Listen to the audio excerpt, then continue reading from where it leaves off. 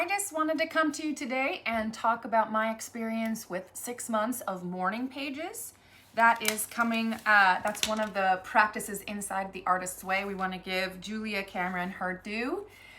So I am not talking about the Artist's Way at this point. I might do a video in the future because I definitely have been digging into that. But I am a new convert to morning pages, and I wanted to talk a little bit about the benefit, and the benefit is so big that I just almost feel compelled to share it. I don't care what kind of, if you're an entrepreneur or a creative, or if you are just trying to continuously live the life that you want, like dig into yourself, it's just so worth it. And I tend to be a billboard person when something feels super effective. So this is my latest billboard thing. So morning pages is 3 pages of conscious flow of thought where you just sit down, and it looks like this, and you get out your pen and you just write. And the goal is to not make it look pretty, to not expect to reread it, to not go back and dissect it for understanding of yourself. It's legit just conscious flow of thought. And when you first start, it can be nonsensical feeling and purposeless, but let me tell you what it's done for me in 6 months. And actually it's furthering my career. So that's how much it's changed. So first of all, I didn't know how long it would take. It takes me 45 minutes. Sometimes I feel like I'm getting a little bit faster, so maybe like 35 to 40 minutes now. And so because it takes that much time, I can only really get it done 2 to 3 times a week, but I definitely crave it. And I find myself not just doing it in the morning, but doing it before I go to bed, doing it when I feel creatively fatigued, those kinds of things. And the person who introduced it to me was author Lisa Phillips. I am a novelist. I actually do all kinds of journaling. These are travel notebooks. This one's creative. These are entrepreneur business planning, you know, your Commonwealth book, all of that. And I have been a Hobonichi Techno Weeks cousin planner user for 8 years, but I've been a planner person for decades. I actually started in 2003 when I had my 5th baby, and my sister-in-law knew where I was supposed to be and what I was supposed to be doing more consistently than I did, because I was losing my marbles trying to keep up with the details. So I'm an avid, active planner journal person, and not everyone is, and that's okay. I would still highly recommend what happens inside these morning pages. And being a person who's had this practice in my life for a long time, I feel like the reason I'm telling you that is because it spotlights how much more I'm saying about the morning pages. So I'm still wanting to just tell you what it is. So when you do your 3 morning pages, there's an experience that you go through. And I want to talk about what happens when you're at the end of it. So I kind of want to tell you what to expect.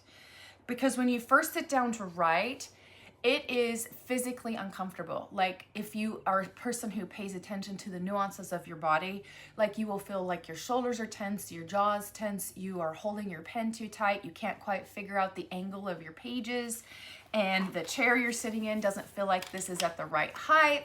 And then when you start to write, even inside of your mind, it'll be like, I could be doing this. This is such a waste of time. There's like an inner narration that is a critic of it. And I wanted to point that out because I think it would have benefited me if somebody had said that's the resistance. That's the page 1 of these 3 pages is almost always like that. But then by the bottom of that first page, there's something impacting that clicks right into your nervous system. And I'm a long-haul COVID galley. I had an 18-month recovery. So my attention to my nervous system and taking care of myself in that area is like very much a big deal to me.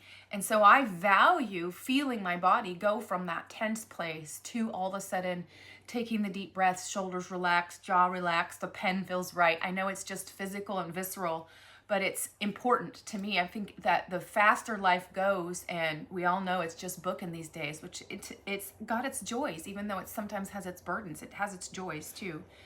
I want to be able to make sure I know how to get out of that. And so the first page, 1 page, that's what you'll get.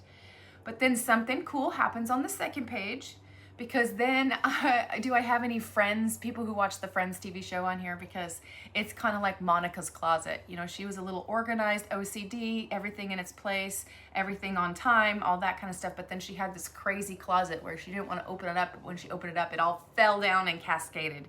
So the second page is always, I guess you could describe it as a brain dump, where your brain just goes for all the things. And I do give myself permission to have a notepad right next to it to catch the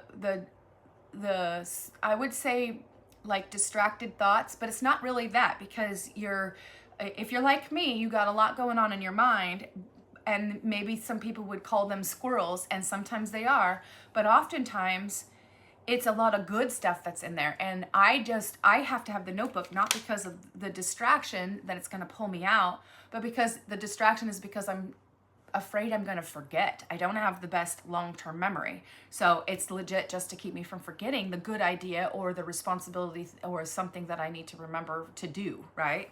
So I give myself this. And at the beginning, I would find myself like having rabbit trail thoughts where I would literally like stop my pen and like be like Saturday morning cartoon face. But what happens there is the beginnings of some of the stuff that's really good about page 3. So if you are distracted, then when you come back to paying attention to doing your morning pages, then say, oh, I just went off on a thought path on this topic. And you can actually write that as your conscious flow of thought to get your, to come back into the morning pages. Because to get through that brain dump, to get emptied out, to get a sense of having your responsibilities listed out on this, and I can't tell you how like something can be pressuring you and you don't even know it, and then it just pops up and you can get it on that regular, I put it into this journal and start to task it like you do other things. But then when you get to the third page, this is why I'm making this video. Oh please, if this impacts you, please come back and leave me a little comment, because I don't actually care about the YouTube. I want my writer people and my creatives and my entrepreneur people to know about the secret of this. It's so helpful.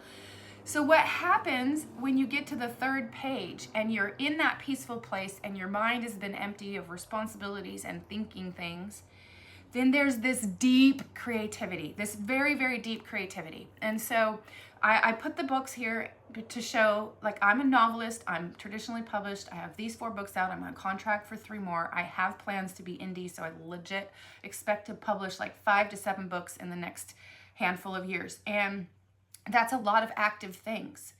But when I have, this week I actually sent a proposal in for a nonfiction piece that is deep creative for me. It's like it comes from a very, very deep place. And I started creating that in 2016, and I would get, this is a choice to be creative. You sit in the chair at a certain amount of time with a certain amount of effort, and you be consistent, and all of a sudden you get books, right? You pop out the other side. And then same with the editing of them. It's a discipline, a reoccurring discipline, where you're over and over sitting at your desk. But with this nonfiction piece, it would come from such a depth inside of myself that when I would sit down to be responsible and like to try to create further in my nonfiction piece, it would come out like flat pop. It didn't have the certain something that made it feel specifically special to me, something that I would want to make a body of work that was this nonfiction style. And I started this morning pages practice in January. Thank you, Lisa Phillips. And this is how much I've gotten done. This is my first journal. I am looking forward to having a shelf full of these at the end of my life, because that's how much I want to be consistent. And I didn't even realize this until about 2 months ago. And that is when I got to the third page. At the bottom, I would be in that deep place of creativity. And I noticed it by the way the language came from my conscious flow of thought, that you're just supposed to write whatever you're thinking and feeling, no expectations. But then, the dialogue of it, talking to myself, to whatever processing, whatever you want to call that, it started to have that flow and that language. And I was like, oh, well, that's interesting. That happened. Oh, okay. Then the next day, the next time I sat down to do it, happened again. Then the next time, and then I was like, well, this is where then I was like, this is where I create. I can come to this consistently if I use this practice. This practice empties me out of all of the other stuff that's in the way of coming into that meaty, deep creativity. And so I actually went to a writer's conference and had an opportunity to send a proposal to a publishing house that does the nonfiction type that I want to do.